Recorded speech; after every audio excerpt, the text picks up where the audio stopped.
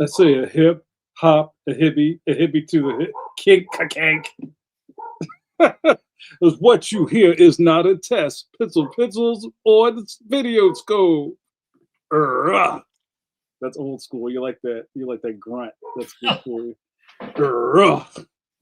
Guys, talking about old school. When you hear that gong, you know it's time.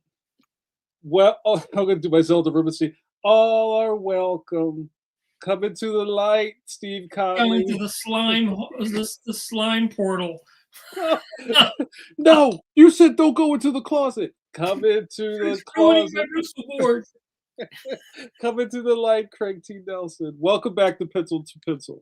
That's right. We're bandying a bunch of old 80s references because we are of that age. And we may even talk about somebody having a birthday today to be on track with a topic. Let's do some introductions, and also welcome to the program. I'm all out of sorts, you guys, because I usually do a bunch of bandying before we get here. I'm trying to get my light on. I got this God light on. It's too much. All right, that's better. Guys, now you look like a serial killer hiding behind the glass.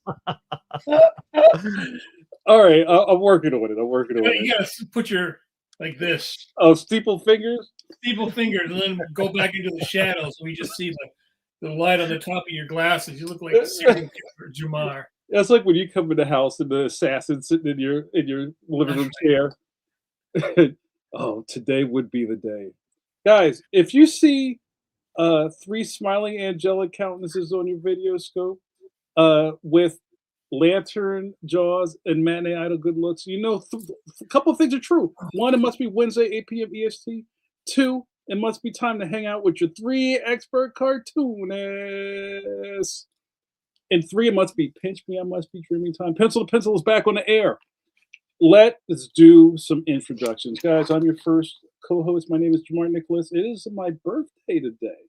I'll be the first. Happy birthday, Mr. President. No.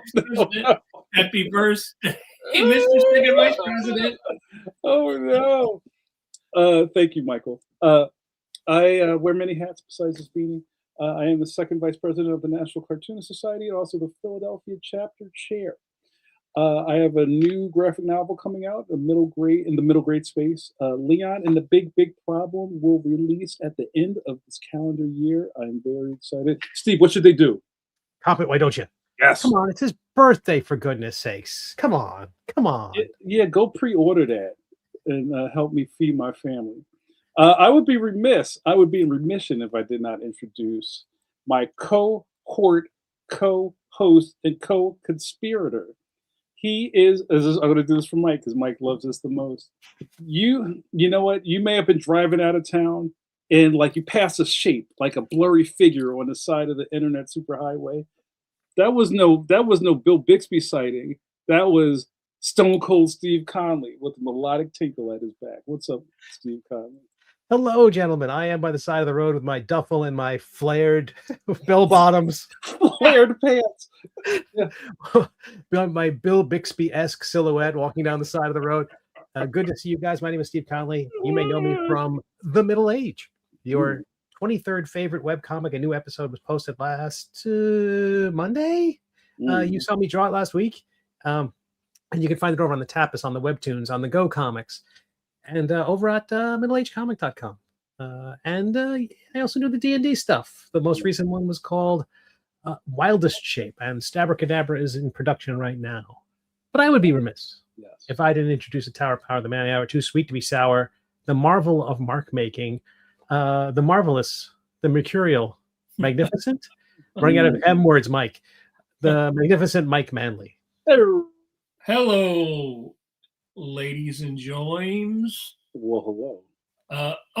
You know, What's that?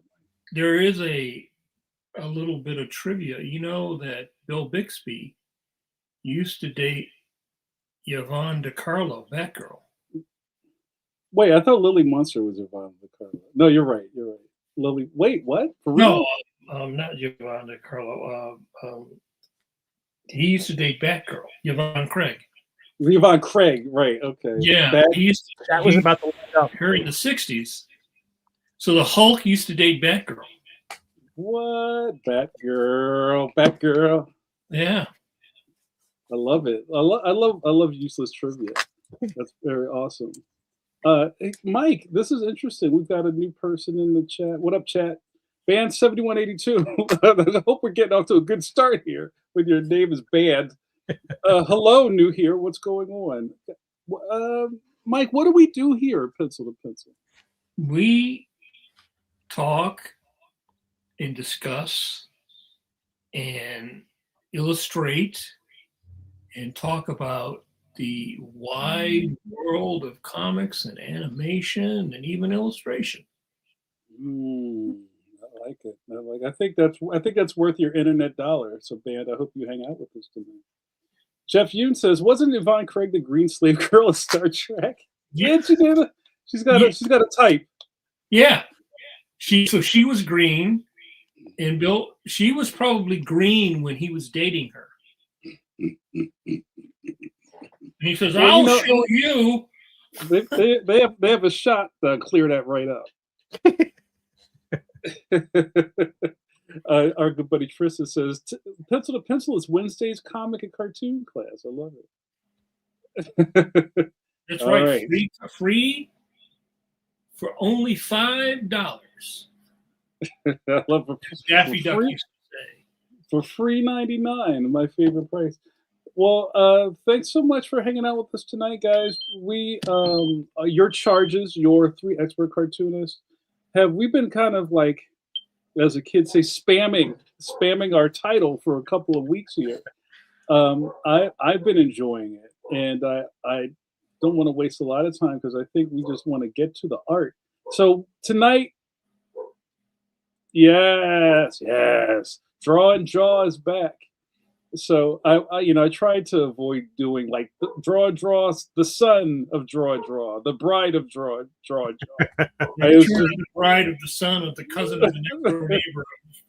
Yeah, I just tried to keep it simple. But tonight we're going to hang out and run our mouths, and I'm really good at that. I'm good at running my mouth, and also get some drawing done. So if this is your first time watching us, this is something that we're just kind of like really leaning into this year. Usually we have a lot of interviews with other celebrity cartoonists and illustrators and animators, or it'll just be your three expert hosts talking about subjects. But we've been adding a little bit of live drawing to the mix, and I think it's been a really popular session to have. Steve, what do you think about Draw and Jaw?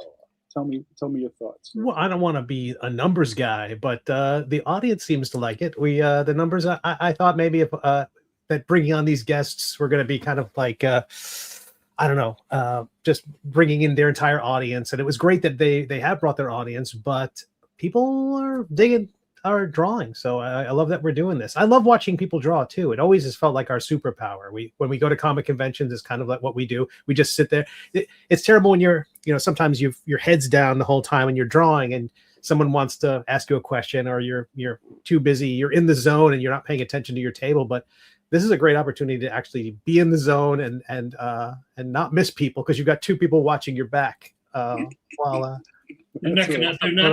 some kid's not going to come along and take your art off the table. They drop their big gulp on your table and you're not paying attention. That's right. Yeah, they're not going to flip all your pages and then just like leave, finger up your product. Man, don't finger up my table, man. I hate that. We've all been there. Or they come up and like you got your stuff there, and they just like rest their shit on top of your stuff. Their backpack. Thunk. Yeah. Here's your nice artwork. Here, let me just drop my soiled satchel on top of your. Yeah, some of the worst things for me is if somebody leaves a sweating drink on your table, and then they just like leave it because they're so flustered because they just met Mike Manley, and then it's just kind of like, if only. Yeah, I'm not the kind of guy that gets the flustered fan. I would give a free print to any person who came by with a drink and put a coaster down first, and then put. How cultured. That's, Tom Zoller is at your house right now looting when we're done. And this is funny. Speaking of America's Tom Zoller, I was at an event. I think Steve, you were there too, and a Tom Zoller fan came up to him and could not get their act together. They were so kind of like out of sorts to see Tom, and I thought it was adorable. So like, we all bring our crew to the dance. So shout out to Tom Zoller. So last week we somehow just wound up dealing with Steve. Steve was working on a middle-aged page, and we just kind of kept the camera on Steve the whole time. And Steve, that was a really great process. We asked a lot of questions about how you make chainmail and how what's your process on finishing things and doing silhouettes and stuff.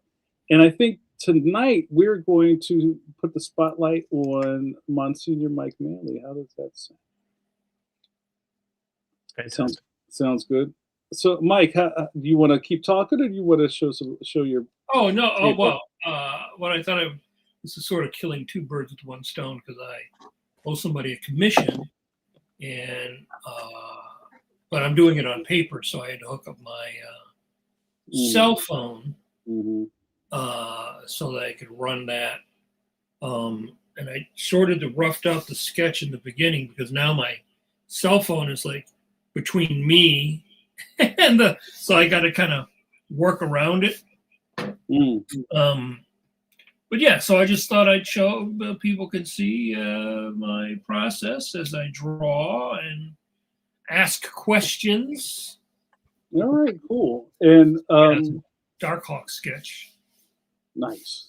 And while you're kind of getting your setup together, our new buddy Tristan, and I'll say on Coffee Break, which will happen tomorrow night, Tristan was just knighted as a regular caffeine, a friend and regular, not decaf, Coffee Break with JN. But Tristan putting in the hours hanging out at our programming. Tristan says, quick fan bro thought, I'd pay $5 a month for a homework assignment on the Pencil to Pencil Patreon. What do you think about that, Mike Man? We do have a Patreon, but it's not active. I mean, it's not public, so we'd have to think about that. Yeah, let's think about that. So anyway, so I'm doing this sketch of Darkhawk, and kind of greeked in some. He wants a very simple background, so how big is that piece, Mike? Was this like supposed to be 9 by 12, but it didn't have any 9 by 12 paper, so I just drew it just like 14 by 17. So whatever this will be here at the end here. So it's like half 11, 14 by 17. I hate drawing really small. It's always a big pain in the ass when you're drawing a commission and you're drawing it too small. That's one of the reasons why I don't like drawing those sketch covers, because it's like real small and it's awkward, and you're like trying to turn it, and it feels very cramped. I have done them, but they're not fun, because it's also very hard to erase them.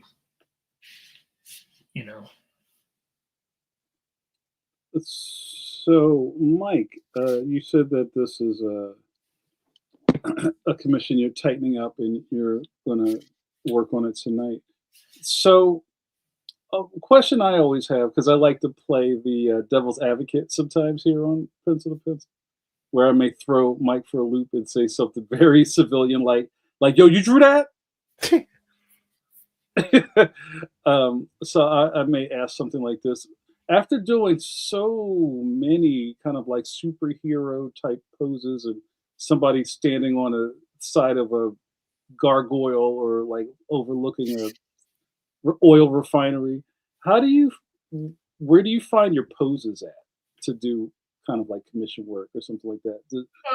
Something that just speaks to you, or like a cool way to accent the character you're drawing? What's your mind process to Yeah, setting probably up? really just depends upon the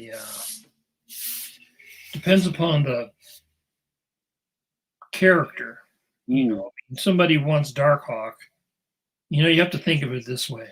Whenever you're giving somebody a commission, they want a fan drawing. They want like a nice shot of the figure, right? They want like a hero shot. So, you know, if you're drawing Superman, he's flying, right? So you just doodle around until you get something that you like. If you end up drawing something that you don't like, you just erase it until you get something you do like. And how much time have you spent to get it to the point where we're seeing right now? Because this is like that cooking show where they bring out the half-baked thing to start, and you're like, come on, man. Where you like, so they open the oven, there's a full brisket. I think that this probably took me half an hour, maybe. You know, you kind of plop it around until you get what you want.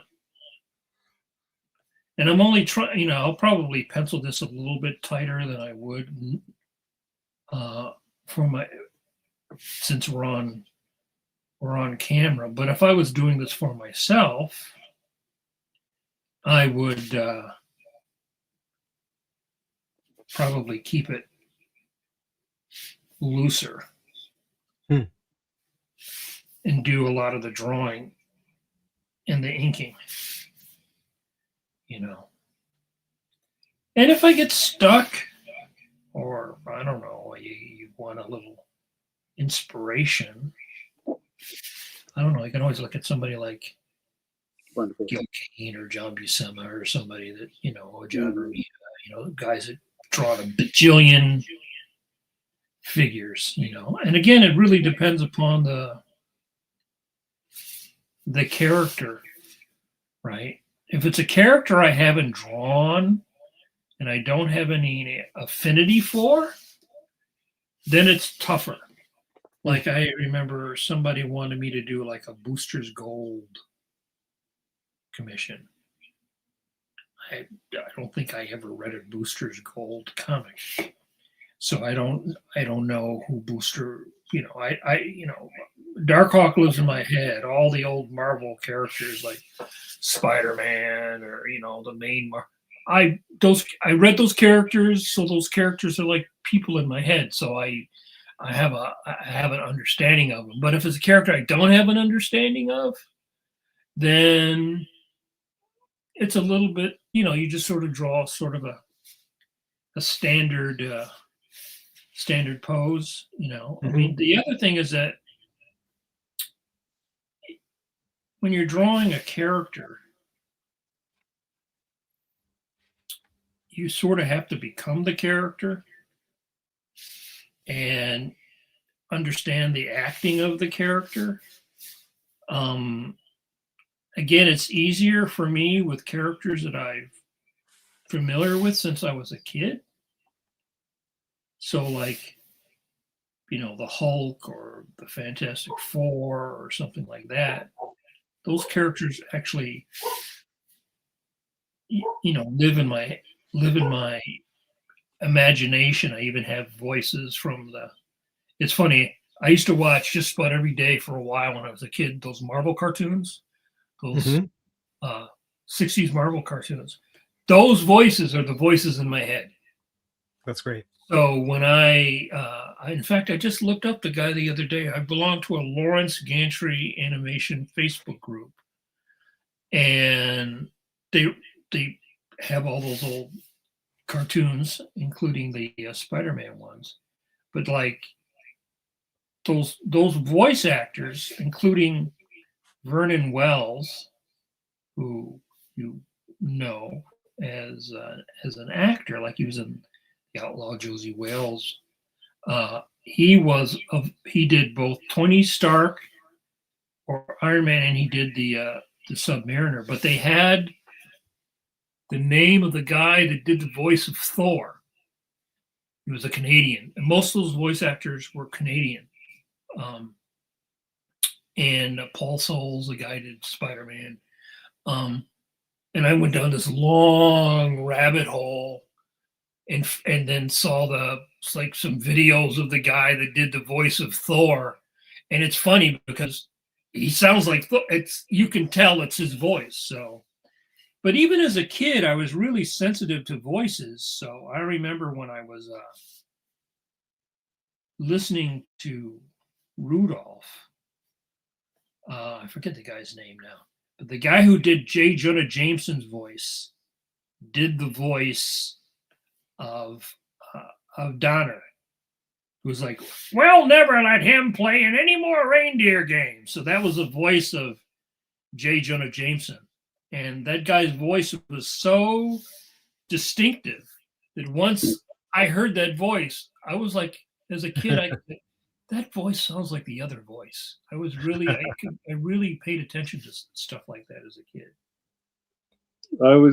Every time we talk about J. Jonah Jameson, I think about the 67 Spider-Man where he's in that bread box robot costume with his face on the front. It's just like Spider-Man. I love it. Yeah, those guys were such good voice actors. Better than they get celebrities. I think usually celebrities are not great voice actors, except old celebrities that used to do radio. They really knew how to act with their voice. But like in Pocahontas, they got Mel Gibson to do John, whatever his name, Standish's voice. His voice is boring. He does not have an interesting voice. He might be an interesting actor or whatever, but his voice just has like no character to it. So,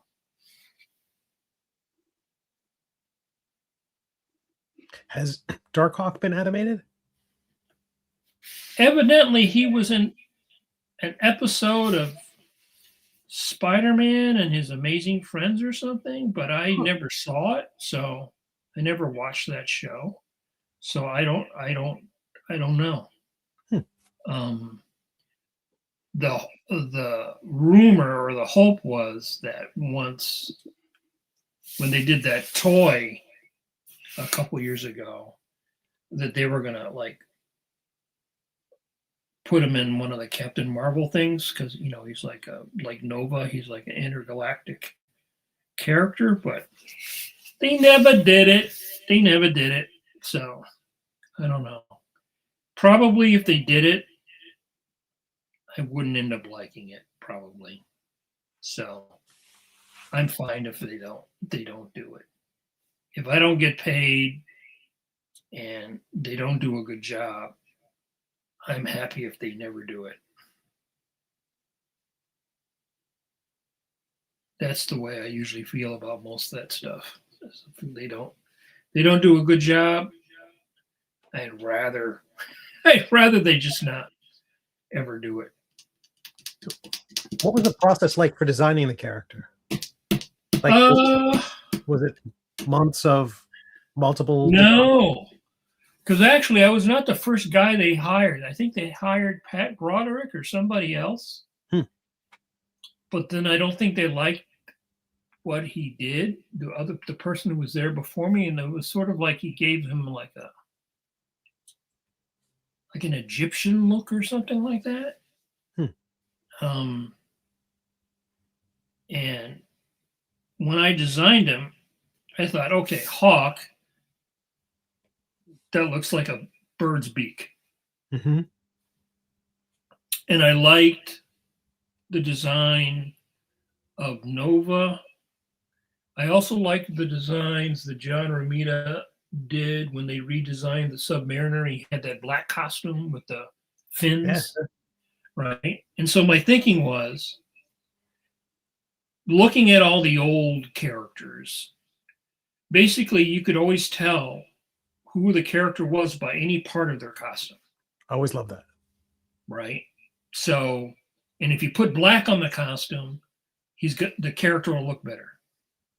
So that was my idea. Yeah, I thought, was it Ditko who was really conscious about that when designing character costumes? So if just their hand was coming in from the panel, you could tell who it was. Right. Yeah. No, I always believe that is the best. Ditko and Kirby designed the best characters. Nobody has ever touched them for their character design. Come on, Cockrum. For sheer quantity and variety. I suppose, yeah. I mean, I guess I was never an X-Men fan, but I suppose that's true. Well, he was just doing what those guys are doing, right? He was trying to do the same thing. He was trying to make, each character have an interesting part in their costume. So yeah, his always just felt like all over the map, like his Futurians or his Legion of Superheroes or X-Men. It's all like such variety. Yeah.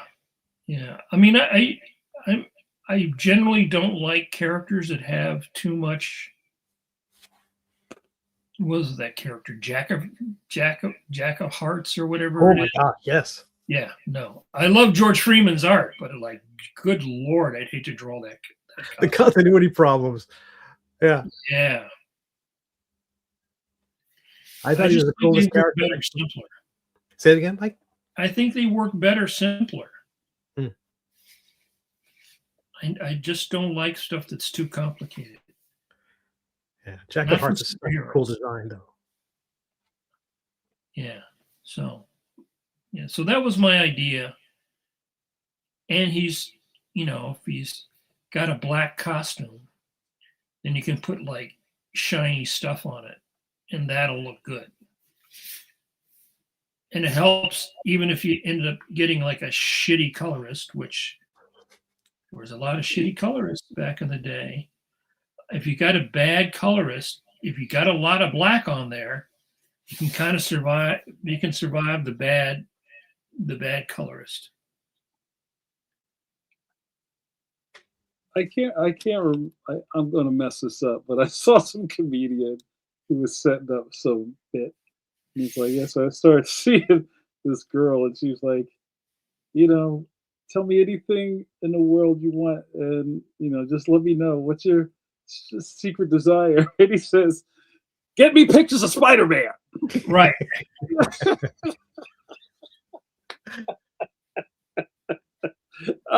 That's so funny. I was a bad JJJ, but it's we don't normally talk about nerd stuff. But did you see the Spider-Man trailer today? Yeah, well, it looks okay. A little dark, a little too dark. That's my main criticism of almost everything today. It's so low contrast that, that shot of him swinging, that's the takeoff on the first cover by Kirby. Also, the one that's the takeoff of the one where they're the tarantulas spiking at him. It's I like comic books. I always feel that the people in Hollywood are really embarrassed about comic books. They don't like. They make these things dark because somehow they think that makes. I think it helps with all the digital stuff. Mm-hmm. Because it's very muddy. It's very, very, very muddy. In fact, a lot of people have been talking about that. That's one of the things I didn't like about the Star Wars stuff that they did on Disney. It was very muddy. And if you look at the stuff in the 80s, it was not muddy. You know, George Lucas had a really good eye, and they had really good cinematography. And that stuff was not muddy. I don't like muddy. You know, to me that's just boring.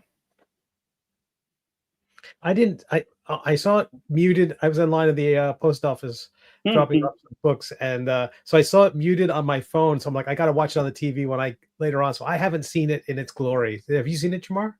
Yeah, I saw it. What's your verdict? I think I saw it in Portuguese or something, and then I saw it again on the state feed. I don't know. It looks neat. Spider-Man's my guy, right? So I was excited that it feels like it's a Spider-Man movie. That sounds really weird after 90 of them, however many Spider-Man movies have been, but it feels like, I'm a big fan of, and I hear what Mike's saying, but I'm a big fan of like the Parker Luck curse. Like I just want to see Pete get his butt kicked and just somehow win, So like out of all of this stuff, I have a very soft spot for Spider-Man, and I'll hold my opinion until after I walk out of the theater. He's he's probably the most appealing modern superhero, like him and the Hulk. Like every little kid likes the Hulk, right? And everybody likes Spider-Man. In fact, Darkhawk was a sort of a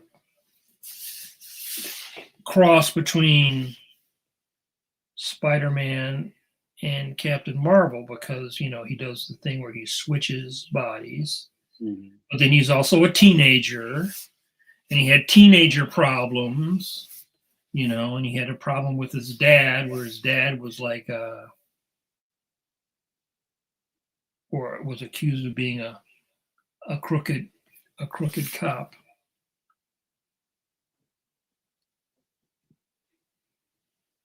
So band 7182 on the YouTube says, I think Filipino artists are pretty underrated. Rudy Nebres is legendary, up there with John Buscema in my eyes. I think I would agree with that. I love Rudy Nebres' work. I like his inking.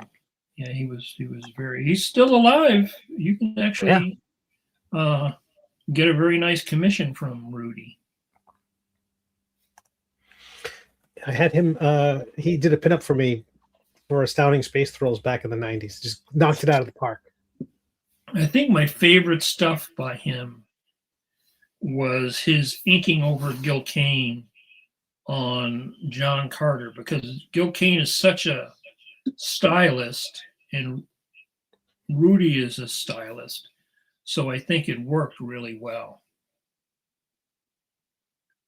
Gil Kane he's one of those artists, much like Kirby, who is such a heavy stylist, that you can put a variety of inkers on them, but sometimes if the artist is like like Neil Adams, it may not be a good mesh. You know what I mean? Because and he's like, he's too decorative. I felt that way. People have great things to say about a comic strip proposal that Jack Kirby and Wally Wood worked on together, Sky Masters. It was a newspaper strip, and I felt like it was just a mission. It didn't fit. Kirby's strong characters and powerful graphic presentation just got I don't know, it was hidden under Wally Wood's finishes. And Wally Wood is an amazing inker, incredible finisher, but it felt like a mismatch. So even if they're, I feel the opposite. I think it worked because that was the 50s Kirby, and the 50s Kirby was the most straight. Like I was just looking at I posted on my Facebook today Challengers of the Unknown page by Kirby, inked by Wally Wood. It was just like, just amazing. I mean, just it's like this chariot race with the challengers hanging on this challenge, where the horses are coming at you, and it's like only Jack Kirby could draw something like that. He puts you right in the middle of the action. So, but in general, Wood was, I agree with you. I think that's why he really worked on people like Gil Kane. I think when he inked Garcia Lopez on Hercules Unbound, all right, which is still nice, but he basically overpowered Garcia Lopez. It's like Wally Wood drawings in poses that you never saw Wally Wood draw. right. He's very overpowering, like kind of like Kevin Nolan. Yeah, but see, some people like that. Some people like that. I remember talking to Mike Mignola once about that because Kevin inked an alien thing that Mike did. Mm-hmm. And it looked like Mike Mignola. It didn't really look like Kevin Nolan. And Mike was a little disappointed because he really wanted it to look like Kevin. So that's great. Yeah, I think that's the thing about having teams of people. You get a combination of an artist sometimes, like Miller and Klaus Janson, right? Frank's own stuff when he inked it, at least during that time, to me never had the power that Klaus's stuff had. You know, but Miller was great at at storytelling and layout, right? So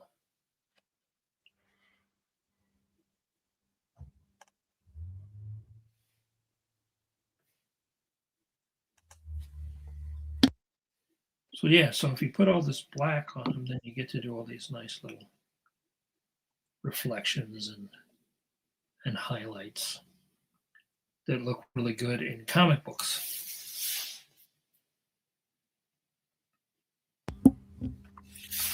Jamar has misclicked. He'll be right back. Jeff on YouTube. I always like Joe Sinnott's heavy inking on Fantastic Four. Made it look cohesive over the revolving door of artists. So yeah. Yeah, that's that, you know. I think that's an example of when you look at Kirby's pencils, and you see what he did, you could see how Sinnott's inking affected the way he drew.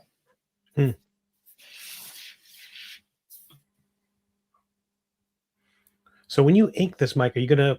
That's a lot of graphite to have ink sitting on top of. Is that something you have to lighten later on, or?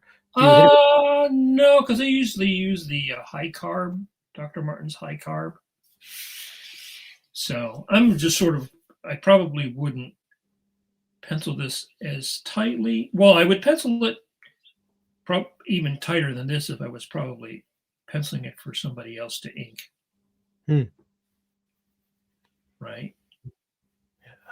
America's Tom Zoller on the YouTube. Kurt Schaffenberger over Don Newton is gorgeous, all caps. Kurt Swan, too.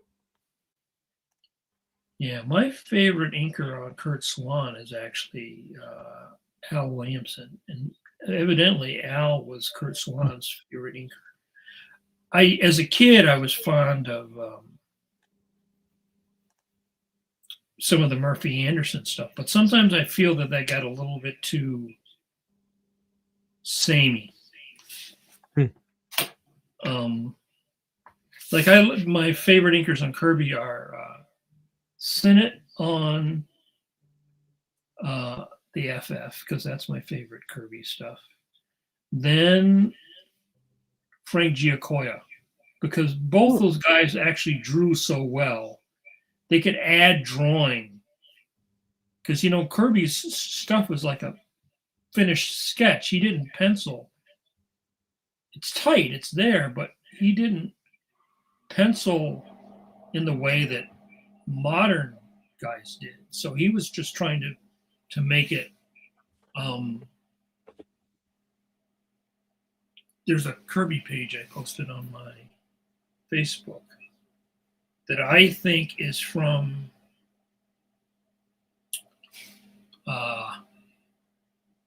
66. Was it 66, 67? Marvel changed. He went from twice up to the modern 10 by 15. And if you look at Kirby's art, you can tell when he went from big to small, he was still drawing the same size. He just had to cramp it down. And so he was what I call a whole arm drawer. You could really see the gesture in his drawing, right? You could really see the energy and the arcs and the gestures and the way he put down the stuff with the side of the pencil. When the stuff got smaller, still great, but he lost some of that energy because he's, drawing big is different than drawing small. So I do think the guy had been drawing for 20 something years by the 60s by the time they switched to paper size.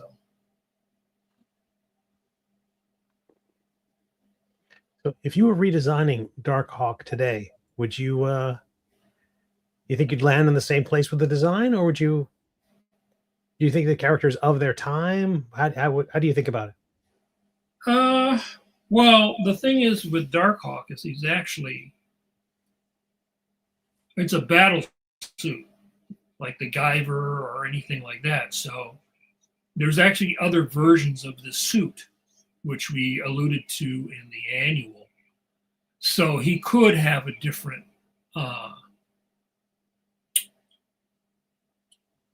he could have a modifications, but generally when people do that, I think it looks stupid. I think it looks bad because they give him all these like feather things, which I don't like. You got to do the scuba versions for the toy line, Mike. You got to have the snowsuit. It's like they keep trying to redesign these characters. They just make them more complicated, which to me then makes the design very junky. That's one of the things I don't like about modern comics. It's not that I don't like realism, because I also do like realism. But I just saw a drawing today, which was a nice drawing by Stuart Immonen of Spider-Man. But the background is so detailed that to me it clashes with Spider-Man, because he's already complicated with the webbing and everything, and then the coloring ends up being dark. So just for my aesthetic, I don't like it when everything is too detailed. Modern Captain America has all those things on his boots. Yeah, I was going to ask if as the film aesthetic finds its way, as the MCU aesthetic finds its way into the comic books, how do you feel about that? Meh. Huh. I'm not a fan. I like some of the movies, but I'm not a fan of that aesthetic. And again, I love realism because I like people like Neil Adams and stuff like that. But he brought the realism in, yet he kept the iconography of the superhero. Right? I mean, even Alex Ross sort of does the same thing. He brings in the realism.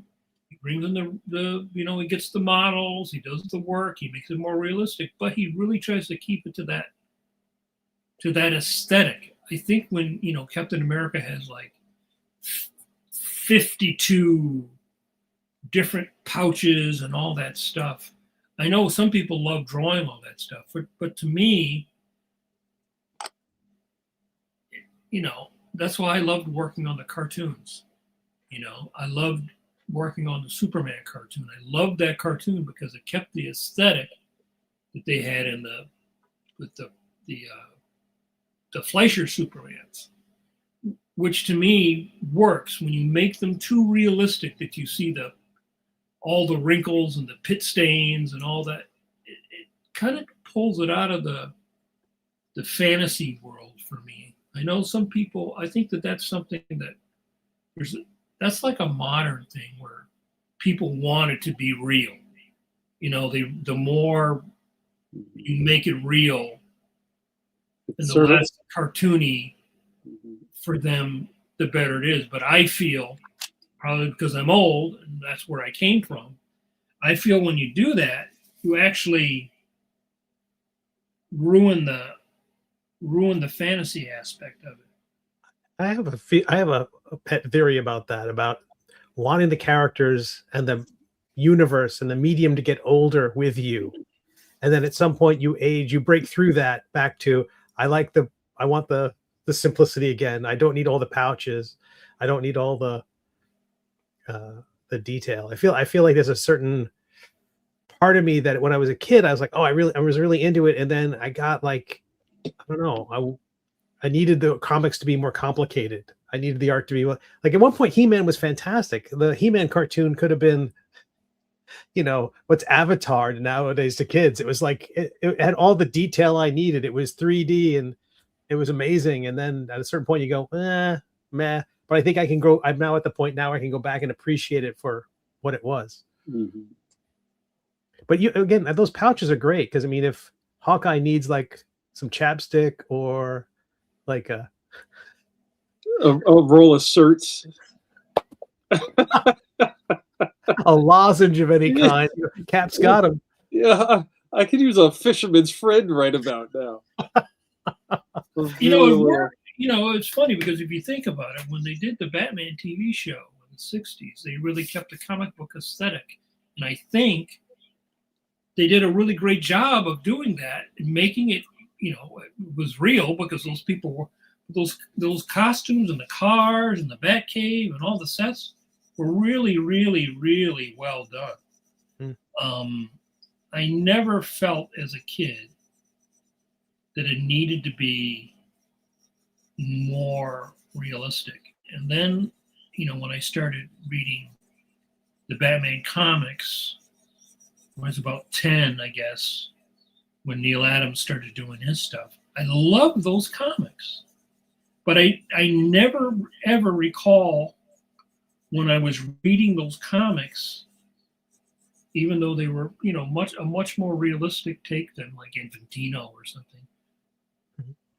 I never had the feeling like, well, this has to be the way it is. It has to be real, because if it's not real, if I don't see the wrinkles and the sweat, then I'm embarrassed to read it, or I can't read it. I never felt that. So, well, I always felt like that. The stuff needing to age with you is you trying to justify that it's not kid stuff. Mm-hmm. You know what I mean? Like, I need, what do we call it? Bloody chiclet teeth comics. Like you need that to kind of like make yourself feel like, oh well, these are mature comics. Yeah. Yeah, and I smooth never down your shirt while you read. Yeah. I mean, when I was a kid, I didn't really like Richie Rich comics and stuff. I liked superheroes. I loved animation and I loved Bugs Bunny. Now I have an appreciation for that stuff that I didn't like as a kid, because I sort of felt like you're trying to make me like baby comics or comics for little kids or something. It's weird though. I never had that feeling about Peanuts, but Casper and Little Hot Stuff and stuff like that. I was really Hot Stuff's my dude.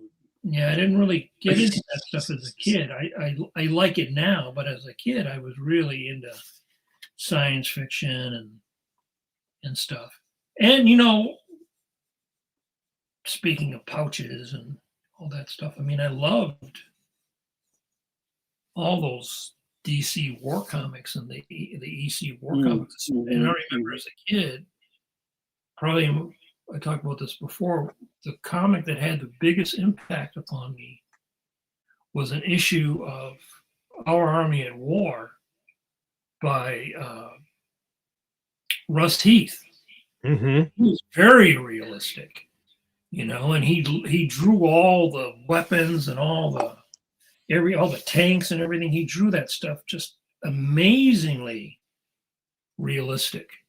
The textures on the helmets, they're so 3D. Yeah. Amazing. I mean, you want to see some bravura drawing. Look at those DC war comics from the mid-50s into the early 70s. All that stuff he did with Jeb Stewart and the haunted tank and stuff and everything. I mean, that's just amazing level of drawing to make that stuff move the way and come to life the way that he did. Nobody ever drew better war comics than Russ Heath. You may like the EC stuff, but to me, Russ Heath was like the superior draftsman of everybody. And that's including Joe Kubert, who I love. And he was great at layouts and everything, but I mean, he could not draw a Panzer tank the same way that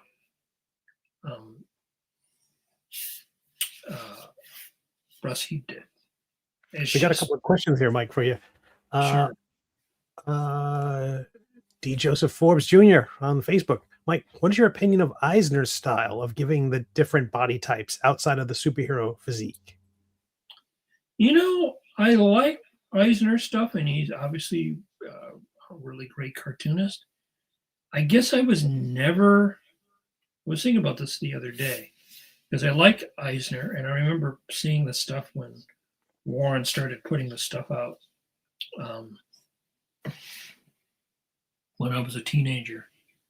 But I don't love it. I like it, but I don't love it. He's a very important person, all of his technical skills and everything, but there was just something about, I don't know, maybe it was the faces or something. I don't know. I never, it always seemed a little remote to me. But that's just my taste. Other people really loved his like my favorite Spirit stuff is the stuff that Wally Wood did. Sure, Outer Space Spirit and all that. Yeah, that's but again, that's just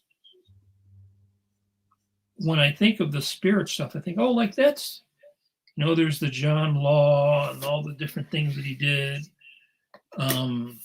It just doesn't, I don't know, doesn't grab me in the way that somebody like Kirby did. Can we speak on that baby triangle you have? Yeah, it's so cute. Well, I got this little baby triangle for two reasons. One, that it's orange, so it's easy to see. Right. Two, when I'm working on the Cintiq, I don't always use the line tool. Sometimes I use the triangle and I ink by hand because then it gives a line character. One of the things I don't like about the digital stuff is that sometimes it looks digital. It looks too clean, and it had the line looks dead. So if you want your line to have character, you have to build it, right? I mean, all these lines naturally have character because I'm doing it in the real world. I can hold my pencil sideways, I'm twisting it, and I'm doing all this stuff, right? If I were to do this digitally, I would be trying to make it look like this, but I have to work within the parameters of the program. So you have to sort of like hijack it. You have to craft a line, right? So got to turn off that line stabilization feature. that smooths everything out. I got another question for you here, Mike. Bradley Bemis on the YouTubes. What's your preferred way of sharpening that pencil? Which one? This one? Mhm. I have one with a little. Where the heck is it? Your lead sharpener, right? Yeah, but I have a lead sharpener for it. But, Yeah. where the heck was it? It was over here.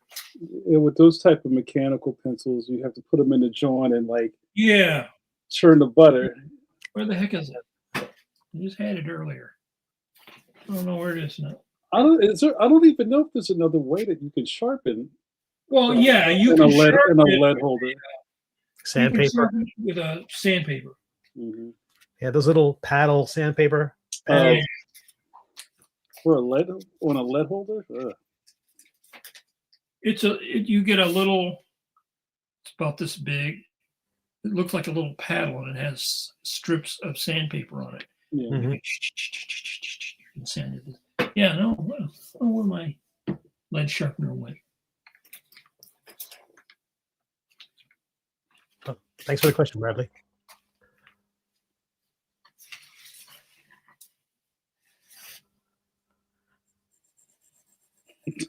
Send me pictures of Spider-Man.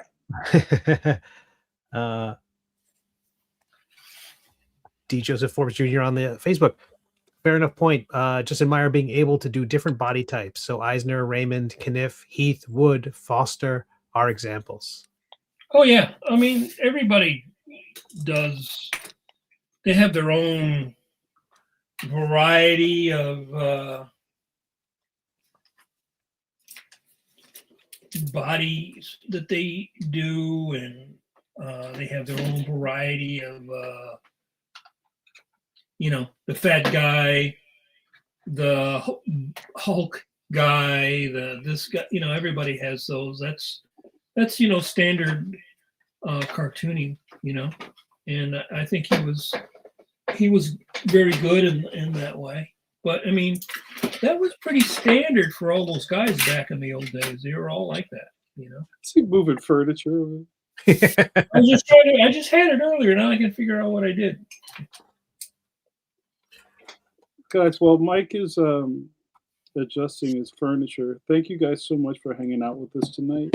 I see a lot of new faces in the chat. We do this every Wednesday, 8 p.m. EST. We have a bountiful archive of these episodes, going back to the lockdown, going back to the before times, right? So penciling, inking, various sculpting. Mm-hmm. We got to get you to do another one of those, Steve. That was great. When you're doing Nomad Sculpt. Band 7182 on the YouTubes. Just use a good old wooden pencil with a knife. Definitely not too lazy to buy a good long point sharpener and sandpaper. Yeah. It makes you feel like a craftsman. Yep. You don't have to have fancy tools. All the best guys, you see Jack Kirby's desk. It looks like something you would pick out of the trash. Right. That guy could have had the fanciest $1 million desk in the world, and he didn't. You see his drawing table looks, like I said, like if you saw it on the side of the road, you would not take it home.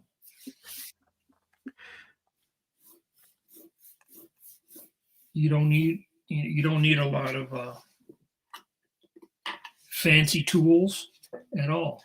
You just don't. Also testament to how much he got paid. Well, I think one of the things that people don't think about now in our modern world, here's my big giant. Yeah, there you go. You have to whip it out. Right. What people don't think about is what people were getting paid. Kirby made his living from page count, right? And so those guys are really practical. It's like, oh, I can sit here. Probably the most expensive thing he had in his studio that he spent most of his money on was probably his chair. That's the thing you should spend the most money on, is the chair, because that's what you're gonna. That's where you're gonna be spending most of your waking hours. Is you're gonna be sitting in that chair. So a good chair is really important. You know, you don't have to have a fancy desk. You know, this desk I bought this desk in the 80s. So, yeah, you don't have to spend a lot of money to have your basic stuff. And yeah, a lot of people think, oh, I gotta have this, I gotta have that, I gotta. No, you know, you can draw with a number 2 pencil. You know, you really want good paper, because if you have bad paper, it'll bleed.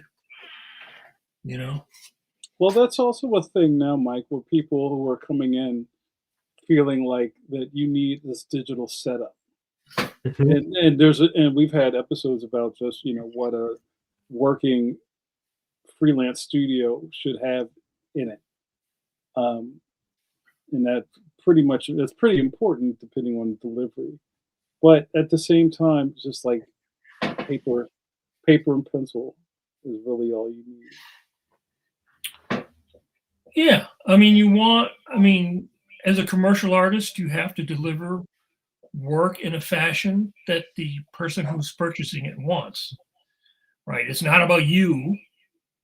Like, you know, Marvel wanted in the mid 60s, they made everybody draw smaller. I'm sure Jack Kirby would have preferred to still draw twice up, right? He was probably very comfortable with that. And they said, no, we want to fit more of this stuff on the stat camera, so we're going to make all this shit smaller.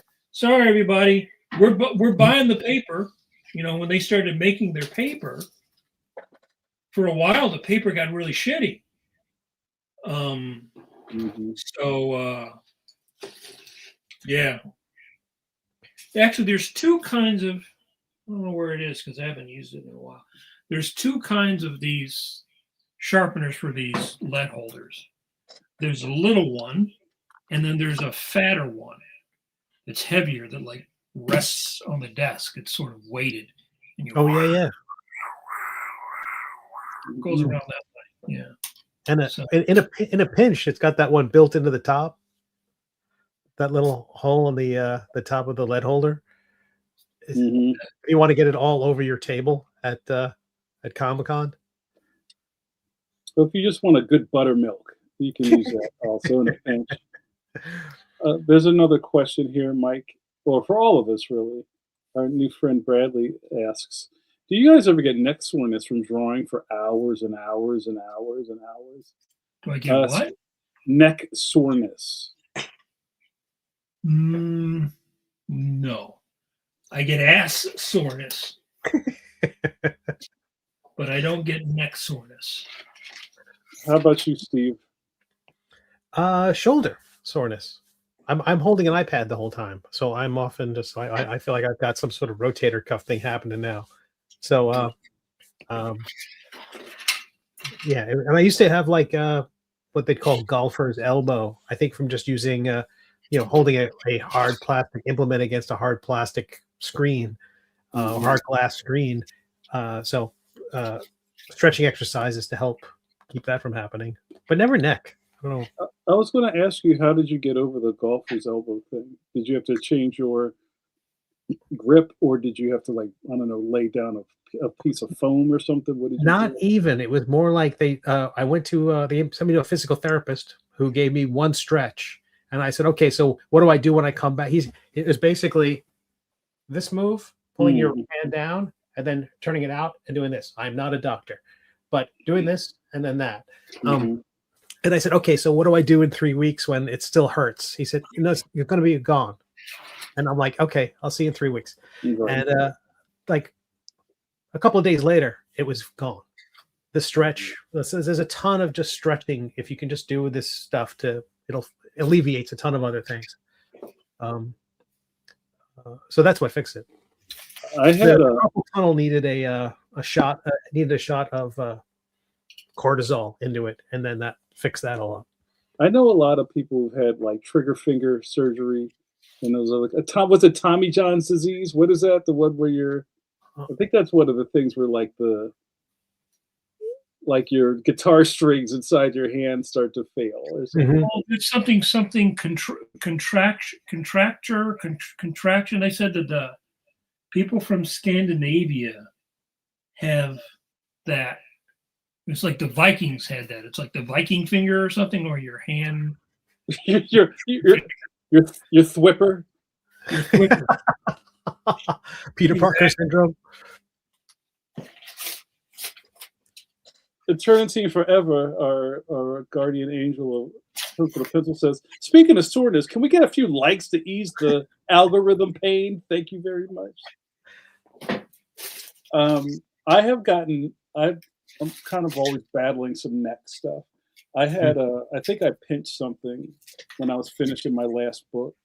And I know what I did too. It was one of those things where like I was drawing at my tablet that has an arm, but I was also kind of like reaching for my keyboard to do like hotkeys. And I think there was some sort of like extension thing that and you know it's bad when you did it. Like, why am I doing this? Right. Hey, Rudy says, wait, what is that word, Steve? You're smart. Let's say Dupuytren's. Contracture is what you guys are referring to. So it's not Tommy John. It's not Jimmy John's subs. That's not Yeah. It's Duppy Trends. Duppy Trends contracture. Yeah. They say like New Yorker. Wow, thank you, Rudy. You got the contraction. Yeah. But a lot of it too is learning early on about not making sure you're drawing with your whole arm and not just because initially when I was drawing, for sure, everything was tight. Like I was trying to hold my hand perfectly still. There's a lot of just there's no looseness. I think as I loosened up, that helped a lot too. Yeah. I love this chat full of working stiffs. Pause. People in there talking business, talking about their pitcher stance, talking about how they kind of draw for hours. It's a part of the business. You have to understand your body. That's the thing, right? Everybody's body is different. I have friends who have bad backs, bad shoulders, get the thing with the neck, get the tennis elbow. In fact, I've told this before. Al Williamson started getting tennis elbow. He worked with a lap board, so this is a lap board, right? And he worked with a lap board, just like this. His desk was a little lower than mine. He had his ink bottle to his right for his pen and for his brush, and then his water bottle and his rag and that other stuff. So he would take and he would start inking, and he started getting this pain in his elbow. And saw the doctor, and the doctor basically diagnosed him with having tennis elbow. So he told him to move the height of where he kept his ink, because I think he kept his ink up on the desk. So he was like he was reaching for it. Yeah, and so he told him to lower it. So he put a little table down here, a little table down here. And when he did that, it went away. So awesome. Everybody's body is different. You will find out if you draw 10, 12 hours a day, 6-7 days a week, your body will eventually tell you what you can and cannot do and what you need to do to take care of that. I've known a lot of people that when they were young, their early 20s, no problem. the time they get in their 30s, they're like, oh man, my back, I can't, I can't walk, I can't do this. I think that young people are all going to have carpal tunnel. There's going to be a lot more carpal tunnel. Like, I never heard of carpal tunnel when I was younger, but now everybody working digitally, everybody working on these screens, everybody working and doing all these multiple. Didn't that kind of start with keyboards? People started getting that when. Yeah, any repetitive motion will create that problem. Yeah. Right, any repetitive motion. And this is all repetitive motion. But, you also go blind if you keep right. When I'm moving the paper around, I'm never drawing in the same place exactly. When I'm working digitally, I'm working in the same place exactly. I'm never, moving my Cintiq down, moving my Cintiq up, turning the thing, working on the Cintiq definitely makes me a lot more tired than working on paper, So, this is probably done enough that I could probably start to ink it. What time are we looking at, guys? We're coming up on the witching hour. We're coming up on about 15 minutes to go. Yeah. Okay. We want to get started on the wing. Is that enough time to finish it? Not quite. Not quite.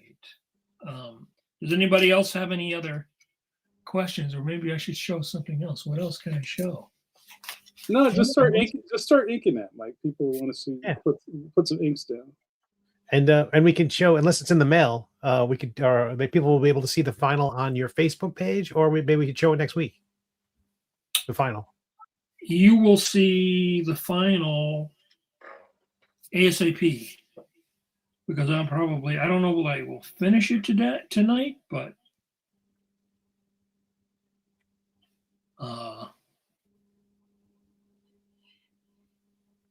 I like these Copics better than. I know a lot of people love the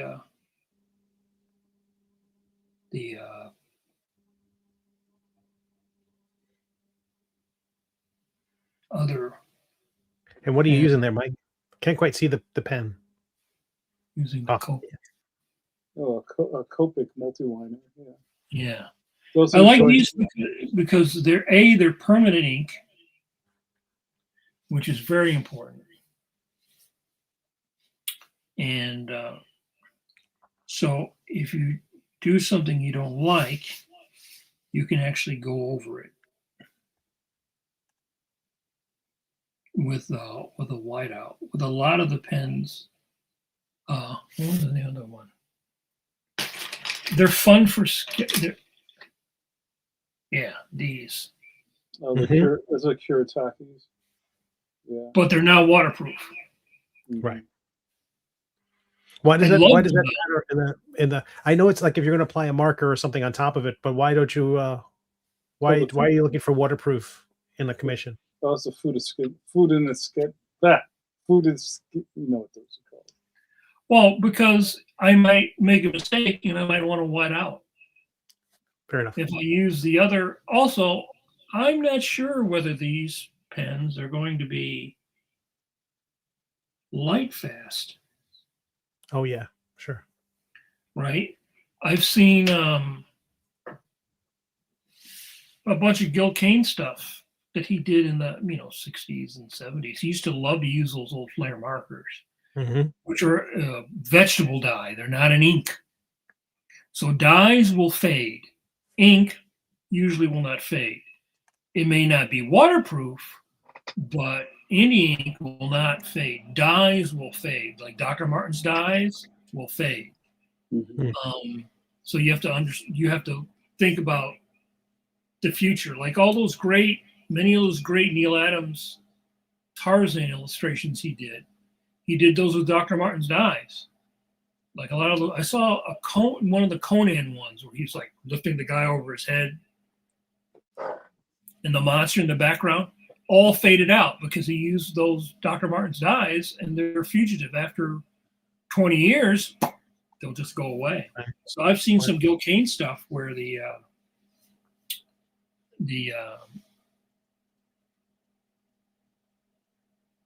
ink is turned either invisible, like just almost gone, or it's like a very light pink. Huh. You know? Yeah, so I want to work really hard on something and then, you know, or have somebody pay good money for a commission.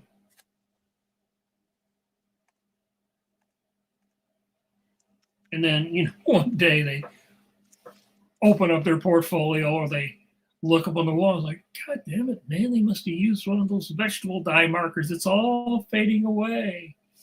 All the ink's at the bottom of the page now in a pile.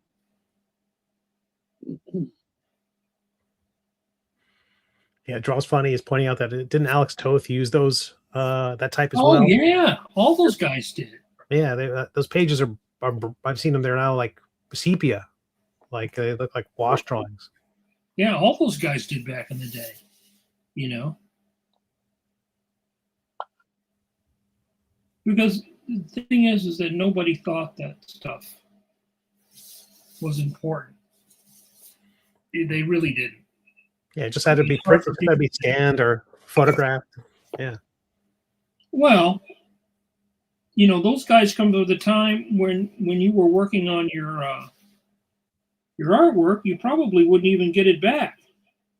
Some asshole of DC would be cutting it up and throwing it in the garbage.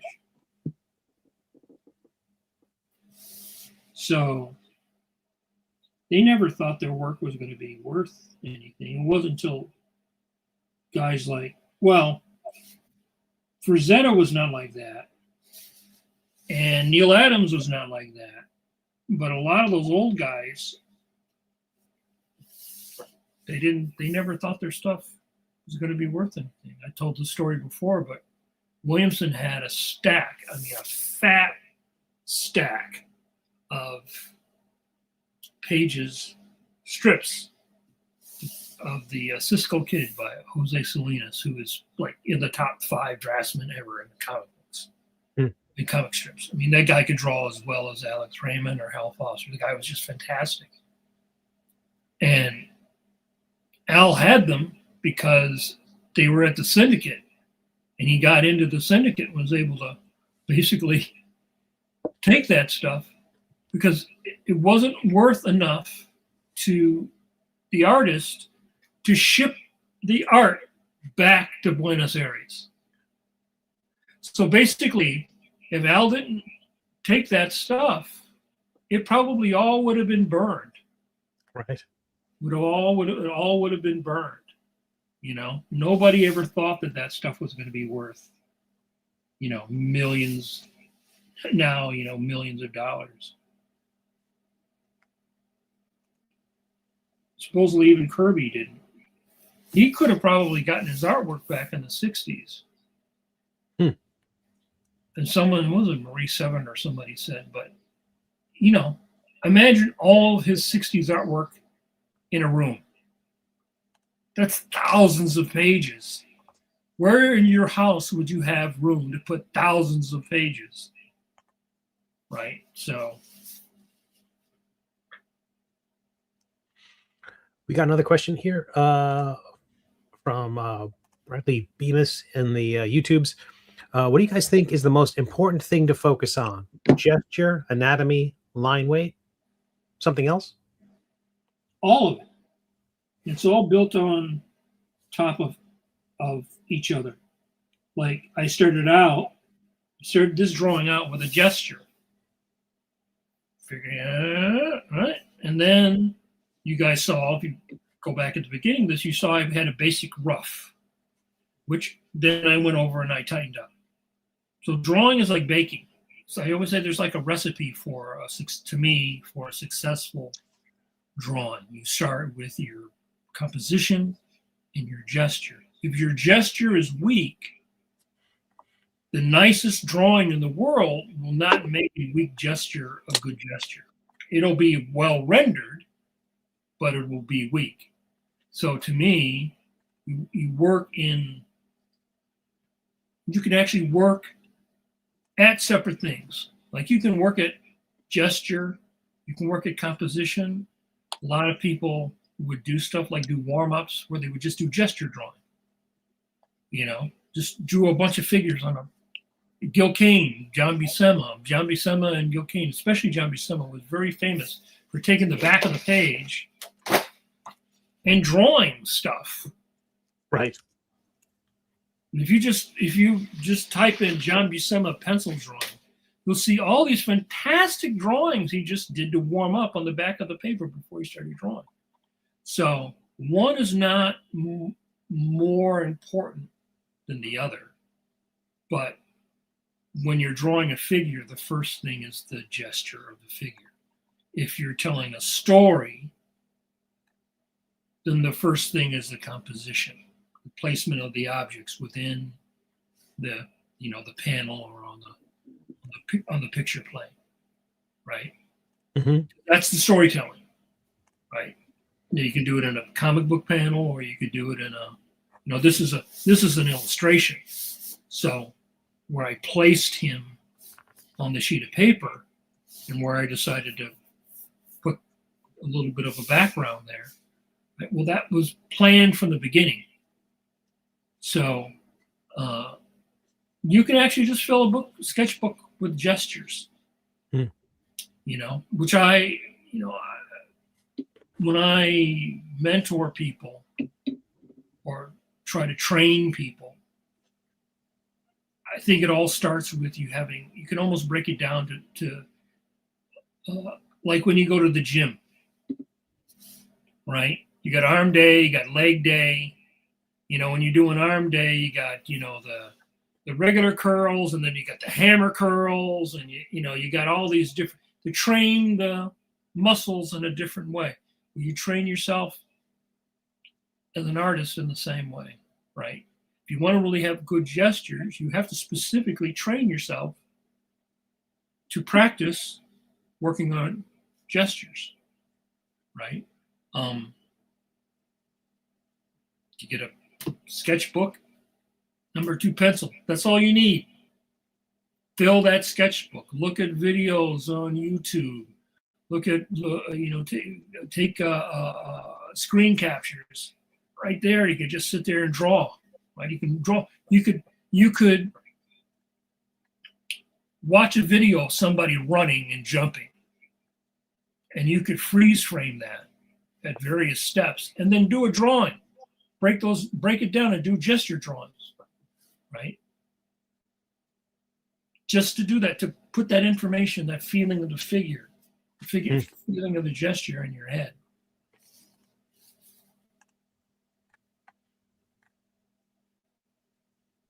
Got 5 minutes, Mike, till pencil's down. 5 minutes till pencil's down. And I think your inks are just out of camera frame right now. You slide over here. There you go. That's better. Yeah, I got my phone in front of my face, so it makes it. And I just have to say before we run out of time, I've really enjoyed the series. I don't know if we're going to go for the month monthfecta next month, next week. I don't know what we're going to do, but I enjoy kind of like the chill pace of this too. Well, I'm always saying that people can also write us and ask us, say, hey, I'd like to see such and such and such, Mm-hmm. Yeah, you can email us, or even you can go to the community chat right inside the Pencil to Pencil channel and post right there, so we'll all see it. Yeah, and the page I was working on last week, that is finished and posted. So if you go to middleagecomic.com or go to Webtoons, you can see how that turned out. I think it looks pretty good. We got a question here from Mr. Paul Pate on the YouTubes. Do you guys still do live figure drawing for practice? I haven't gone to figure drawing since the pandemic. Yeah, I haven't done. I think the last time I did figure draw, they used to have the drawathon at PAFA every year. And I think the last time I did that was like 2020. But yeah, I like doing it. But again, you can look at stuff on YouTube, and you can find figures, and you can find drawing, photos to draw from. Drawing from life is nice. You can go to the Starbucks and sit there and drink your coffee and take a sketchbook. I used to do that. Go sit there and draw people. Several years ago, I think it was probably again around 20 before the pandemic, when Mimi was taking classes in California. I flew out and then we went down to San Diego, but I was there for a little bit, and we would go to this like local 365 bakery every day and sit there and just draw people. It's a really great practice to do that. Well, we're just about out of time, Mike. That looks fantastic. Thank you, everyone, for the wonderful questions and comments, and the birthday greetings for Jamar, who is, amazingly 29 years old, and he never gets older. Look at that fresh face. That picture of Dorian Gray in his closet. That's fantastic. Thanks, everyone. And I get to share it with you. It's funny how the time literally does fly. I feel like there's no way in Hades we've been doing this live show for over 6 years. That's crazy to me. But, I love that we can still gain new people who've never seen this before, and it's so young and full of life every week. So I'm always happy to see new people come through. It's Happy Johnny John Day, Johnny Carson. Thank you.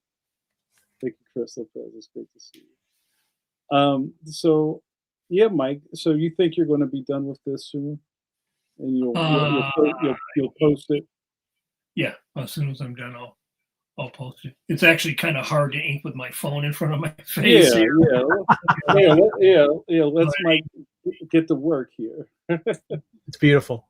That's a very lucky recipient of that. So let's do some announcements on the way out. Guys, we don't know what we're doing next week, but you'll be the first to know. But I can tell you, that's for Steve. He enjoys the moons of avarice. That's not what we're doing next week. We don't know.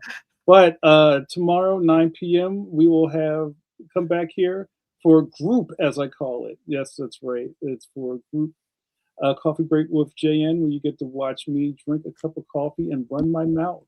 And when I'm out of coffee, video over. When he's out of mouth, there's just coffee all over the floor. That's right. It's a long-running smash success. You want to come over and get a different angle on your buddies, your 3 expert cartoonists. Come check me out. Thank you, Paul Pate. Thank you, Cooper. Appreciate that. Here's the old page I did. Mike, you get stuff in. I love it. And 2005, I did this. I did a Secret Agent Corrigan comic for Semic. They have which is in Scandinavia. Egmont. Is that the one? It was Williamson's comic strip. So is that the one where you killed me in it? Is that one? Yeah. I got to kill Jamar. Yeah, I'm always getting killed in somebody's comic strip. That's so fun. Yeah, I came across these pages the other day. Yeah, so You can eat off of that. It's so good. Beautiful. Well, thank you, Monsignor. You're welcome. It's always a joy to watch you work. Thank you guys for hanging out with us for another completed Wednesday EST moment with your favorite expert cartoonist. We can't do this without you. Thank you so much. As I've been saying over the last couple of weeks, not Dr. Strange, Dr. Paulie Walnuts, right? You know, with the wings in a tracksuit in the eye of Agamotto. He goes, Quasimodo predicted all this. And what Quasimodo predicted is that we are in the end game. So it will behoove you before we go into that cold, dark battle world to watch those Kirby hands. Watch those Kirby hands. Guys, thank you so much. Thank you for your patronage. And we will see you back here tomorrow night for coffee break. All right, have a good one, guys. Be good.